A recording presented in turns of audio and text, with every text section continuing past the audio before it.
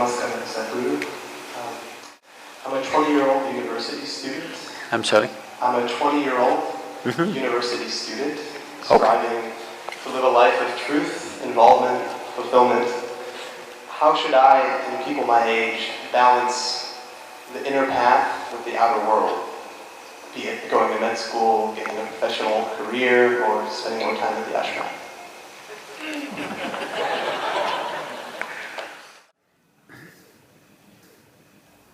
See, all of us have to live in this universe. No choice about it right now. But university is a choice. And that's why you're asking this question. How much time?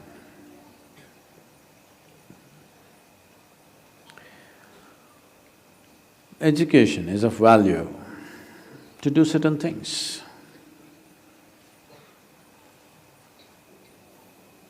But what should we be doing as individual human beings, as a generation of people? What should we be doing in our lives? What I would say is, as a young man, I want to open your eyes and look at the world. Right now, please see, what is the most needed thing in the world right now? You don't do some fanciful thing that you like to do. You must do what's most needed, isn't it? Isn't it so? If you get carried away by situations, people become like this, it's useful but it is not the basic thing. Today you saw a train burning, so you want to become a firefighter. Tomorrow you saw something, you want to become that. In reaction, in emotional reaction, you choose to become something. It could be useful on some level. But now, when most young people cannot think, you're thinking, what should I do with my life? When such a thought has come, I would say spend little more time on it. Not being influenced by anybody or anything, simply look at it. What is it that the humanity needs most? What is it that the world needs most today? I want you to recognize that. The only thing that needs to be fixed on this planet is human beings. Everything else is fine, isn't it so? So, I would say, all young people, not just you, must take a break from what you're doing. Just caught up because you did school, you went to a college, because you did college, you went to the next thing and the next thing and you end up with a PhD. What to do? It's dangerous, you know. Because the education scientists are saying if you go through 20 years of formal education and land up with a PhD or something, 70% of your intelligence is irrevocably destroyed. Yes, you become a very knowledgeable idiot. And today knowledge has no use because whatever a PhD holder knows, a high school kid can open the internet and talk the same language. You can't even look smart anymore with what you collected, isn't it? Because just about anybody will talk these things because it's all over the place. So are you preparing for a university or the universe? That's where you have to live, unless you want to become an academic. I'm not saying these things are wrong, but human beings, sensible human beings must invest their life towards what is needed most, isn't it? Not some fanciful thing that I want to do or you want to do. You can do whatever, joyfully or miserably, isn't it? And just because today you think, by doing this I will be happy, if you go, don't ever think you will stay happy by doing that after some time. Everybody, when they got their first job, what a beautiful day it was. You went to this mangy little office, sat there and wow, how it felt. But after a few years, sitting behind the same table, it's taking your life. the same job, the same marriage, the same situations. They're taking your life. At one day it looked like heaven, after some time it looks like hell, isn't it? Not because there's something wrong with those jobs, simply because you're doing it for the wrong reason. You're just doing it for the wrong reasons, that's all. Now that you're thinking, I would say take a few weeks off. We're willing to give you the space. Just stay uninfluenced by anybody, just look at it. There are many things you will want to do right now because of immediate compulsions. You're broke right now, you think the first thing is to find a job. Or some other compulsion within you, you think the first thing is to do this. Beside your compulsions, suppose you had none of these compulsions, what would you like to do with life? That's what you should do. You should not decide your life and the course of your life based on immediate compulsions. You decide in your life, if you do this for 100 years and look back, after 100 years if you look back, is it still worthwhile? You do that. There are many others who would like to be you. Oh, I wish I was 20 and I wish I could think what to do at that time I did something. There are any number of people here. Now that you're 20 and you're fortunate that you're thinking and it's fortunate that you're here, it's time you think straight before you do anything.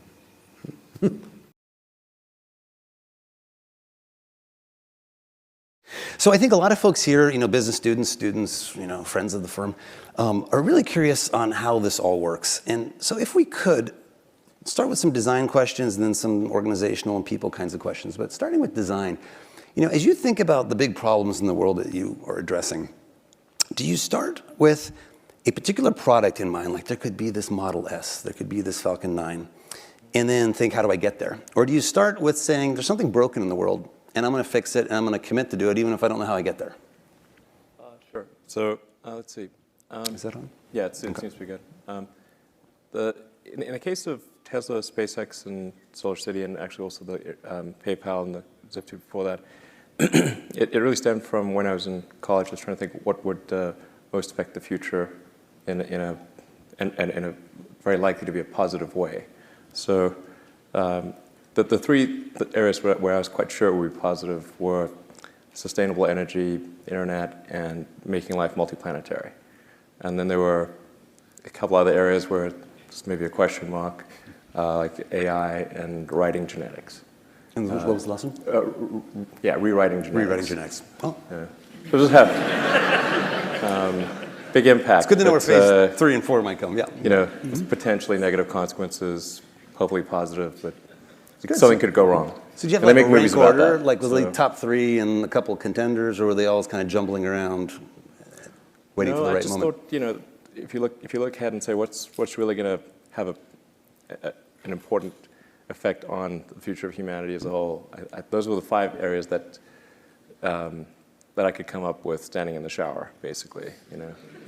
So there's this moment of epiphany that you held for a while, because you didn't pursue those right away, right? This was sort of an early vision that you then got opportunities to execute on. Yeah. So maybe if we pick an example like Tesla going towards the Model S or SpaceX going towards the Falcon 9, do you commit the team, yourself, your resources to that endeavor, now a little farther along, when you have the end point in mind, or just let's say the cost of goods analysis for the rocket, or gosh, EVs should be better than internal combustion engines, just in general, I'll commit. I'll believe that should be done. Yeah, I didn't really get into any of this with the expectation of success, or at least, yeah. I started out with thinking, okay, I'm going to do something in the electric vehicle space, and that's why I originally came to Stanford, was to work on advanced energy storage technologies, in particular ultracapacitors. So that was continuing on research that I'd done as an intern in Silicon Valley in the summer prior. So that's why I originally came out in '95. And then during that summer, I wrote some internet software, and I thought, okay, I can either work on electric vehicle technology, or I could sort of work on internet stuff. Try to do something with the internet. And I thought the internet would be something that would dramatically affect the future of humanity. It would be like like acquiring a nervous system. And whereas previously communication would have to occur almost by osmosis, from one person to another, or slowly through telephone or mail or something like that. But now, if you have a nervous system, any part of the sort of human collective can know about any other part instantly. Previously you'd have to be at the sort of Library of Congress, even to have the Library of Congress as sort of information. But with everything digitized and access anywhere, you could be in a jungle in South America, and if you had just an internet link somehow, you'd have access to all of humanity's information. So it would actually effectively create a superorganism and fundamentally change the nature of humanity itself. So I just want to be kind of part of that. Is that the path to AI that you might see? It's actually not exactly AI. It's some sort of human-machine collective intelligence. So different from AI. Although AI may not turn out to be exactly what, hopefully not, it's not exactly what's like described in Terminator or something. Now, a quick pause for those who haven't been to SpaceX. The data center has got to be the coolest thing you've ever seen. It's Skynet on the door, Cyberdyne Systems branding and logoing, the most badass set of lights coming from all the blinking servers. So you own it. Exactly. Our FVA and CFD cluster is called Cyberdyne Systems. We'll get back to influences later on, but I want to try to see if I understand what you were saying about this. You see the long arc of, and what's important to humanity, not little problems, but huge problems that could be solved. A lot of us go around and we see something frustrating like traffic on the 405, and we just take it as, well, crap, government's screwed, what are we going to do, right? You have this incredible sort of scope of ambition, right? Planetary scope, interplanetary scope, right? A little more than just changing the world, let's change some other worlds too, right? And this is big stuff. Was that always in your mind, or did you become more emboldened over time that this is available, we can do these things? It definitely emboldened over time. I mean, when I started the first internet company, Zip2, with my brother and another person, Greg Curry, it wasn't really with the thought of being wealthy. I've got nothing against being wealthy, but we'll get back to that later too. but it was just from the standpoint of wanting to be part of the internet, and I figured if we could make enough money to just get by, that would be okay.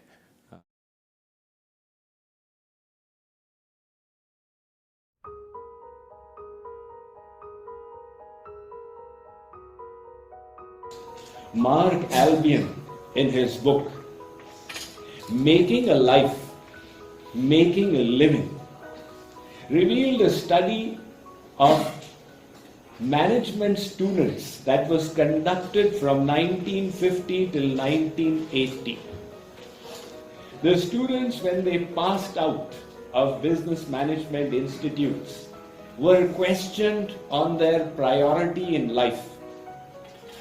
Would they prefer to first make money and become comfortable so that they can then do the things that they are interested in?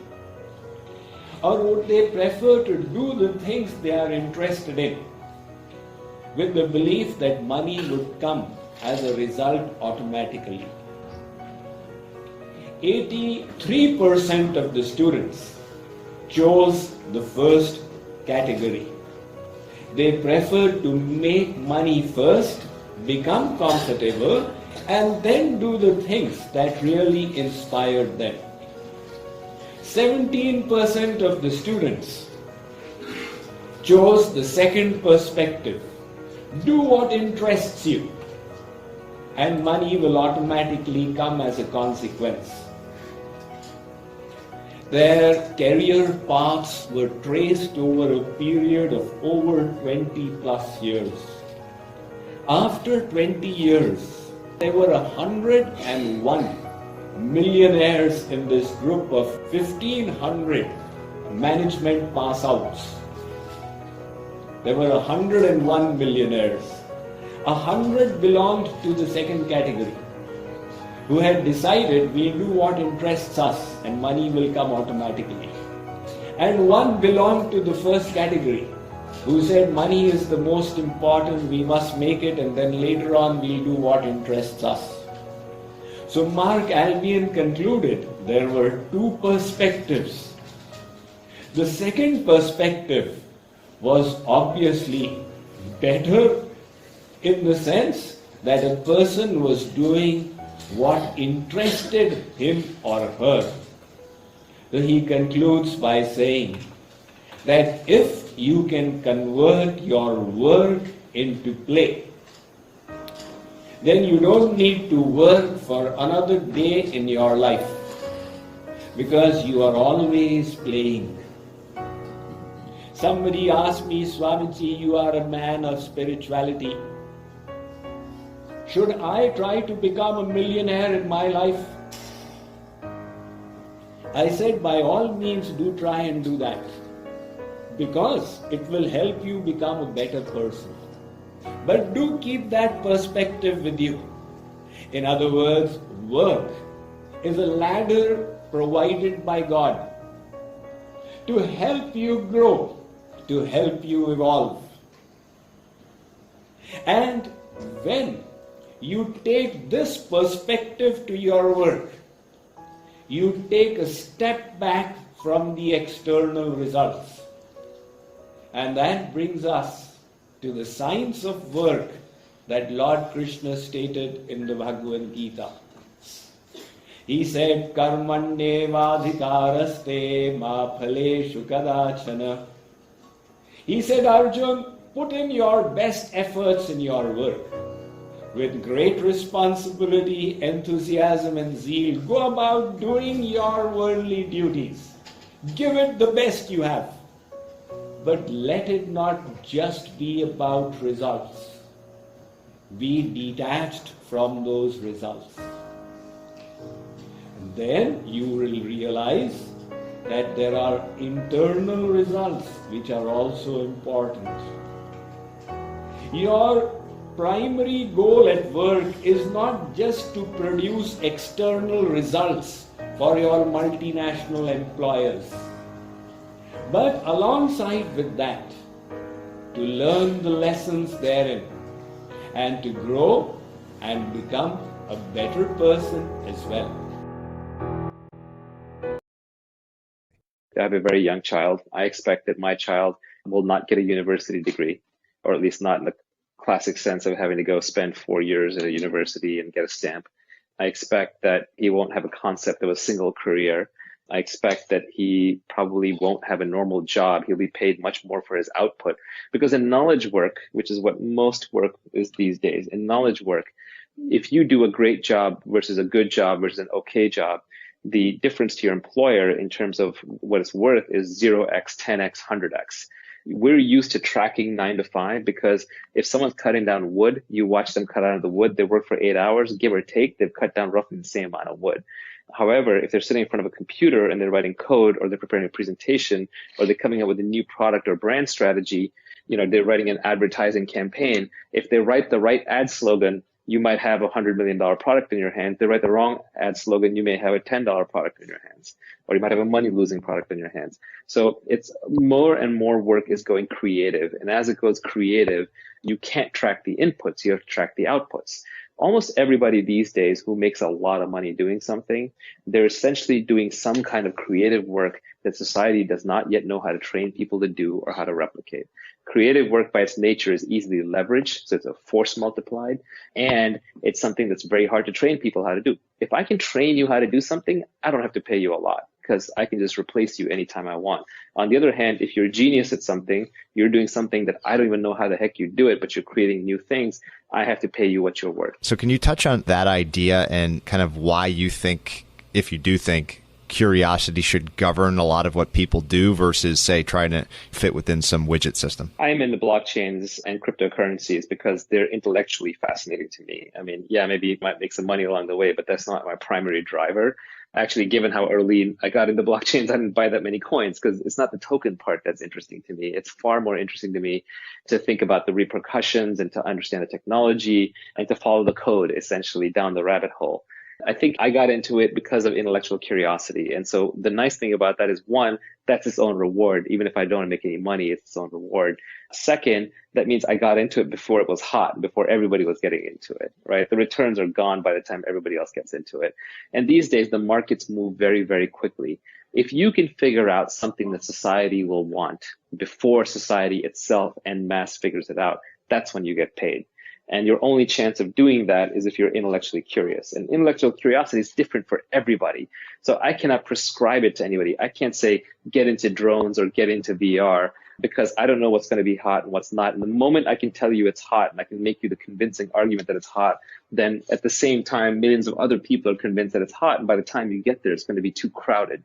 So the only way to really succeed at an extreme level, if you care about that, and to enjoy yourself along the way, is to just go deep into something.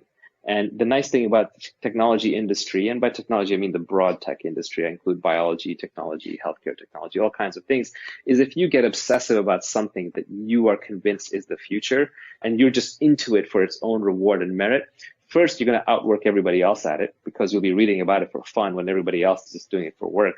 And then second, you'll stick with it long enough for it to materialize when everybody else will give up. And third, when the people show up, you'll just be the expert just because you'll have thought about it at a different level. And then you'll get paid. Now, it's obviously risky, so you don't do this purely for career reasons. But I've at least found that on a long-term basis that following my own intellectual curiosity has paid me better than trying to do what I thought would make me money. I think most of life these days, because now we operate in a world where there are 7 billion people, and we have access to almost all of them. And we have access to all these countries and all these markets and all these societies and all these nation states. We're no longer living in tribes of 150 people with very limited opportunity. Because we have access to everything, I would say that there's no point in trying to imitate anybody else. There's no point in trying to pick up skills from somebody else. What you really want to do is just figure out what you are uniquely the best in the world at because you just love it. And then just find out who or what needs that the most. And by the way, I think that even applies in dating and marriage and relationships and working and colleagues. It applies in many aspects of life. Rather than trying to change ourselves to fit into the mold of wherever we happen to be, we should be more open to exploring and finding the place where we fit in perfectly and they're missing us.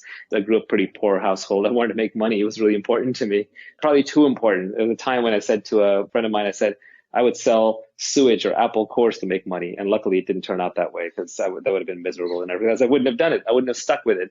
But maybe because there's someone out there who loves apples, right? And that person would have built the best apple farms that have obsessed over apples and they would have easily outcompeted me because I would have just been it for the money. It would have been a terrible existence the entire way for me.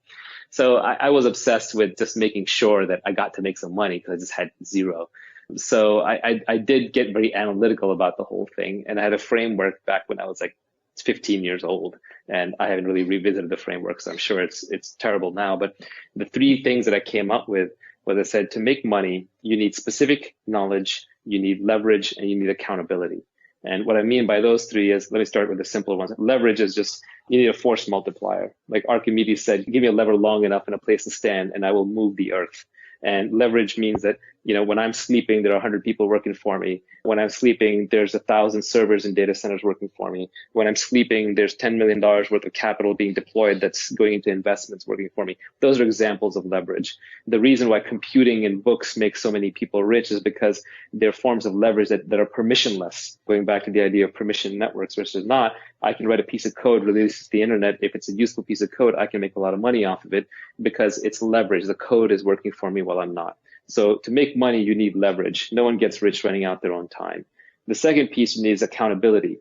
You need accountability because if you're not willing to put your name on it, if people can't identify that you did it, they're not going to pay you for it.